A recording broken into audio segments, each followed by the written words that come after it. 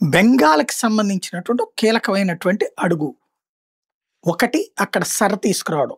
దాన్ని అంగీకరించలేకపోతున్నటువంటి బంగ్లాదేశీయులు ఎవరైతే అక్కడికొచ్చి స్థిరపడి, ఆ ప్రాంతంలో అరాచకాలు చేస్తున్నటువంటి వాళ్ళు, లేదా అక్కడున్నటువంటి ప్రజలని అవతలకి తరిమేస్తూ, వాళ్ళ వ్యాపారాలు తాము తీసుకుంటూ, వాళ్ళ ఇళ్ళు తాము తీసుకుంటూ, అన్యమతస్థులు అంటే వాళ్ళ దృష్టిలో అన్యమతస్థులు. వాస్తవంగా హిందువులకి అన్యమతస్థులు అవ్వాల్సింది పోయి, అక్కడికి వచ్చినటువంటి బంగ్లాదేశ్ ముస్లింలకు అన్యమతస్థులంటూ వాళ్ళని వెంటాడి తరిమేస్తున్నటువంటి రోజులలో తీసుకొచ్చి లెక్కలు అడుగుతుంటే పారిపోతున్న లెక్కలు మాట్లాడుకున్నాం. అట్లాగే అరెస్టులు చేస్తున్నది, డిపోర్ట్ చేస్తున్నది మాట్లాడుకున్నాం. ఏదైతే మన ప్రత్యేకించి ఇండియన్ ఫారినర్స్ యాక్ట్ ఐఎఫ్ఏ ద్వారా కేసులు పెడుతుంది. అయితే అకస్మాత్తుగా అక్కడ విధ్వంసం సృష్టించడానికి రెడీ అవుతున్నారా?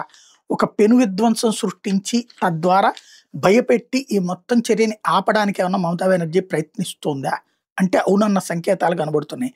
ఎందుకంటే అక్కడ ప్రభుత్వం చేతుల్లోనే పోలీసు యంత్రాంగం ఉంటుంది. ఆ పోలీసులు లా అండ్ ఆర్డర్ని ఎప్పుడూ పట్టించుకోరు. ప్రభుత్వానికి అనుకూలంగా కేసులు పెడతారు, ప్రభుత్వానికి అనుకూలంగానే చేసుకొస్తుంటారు.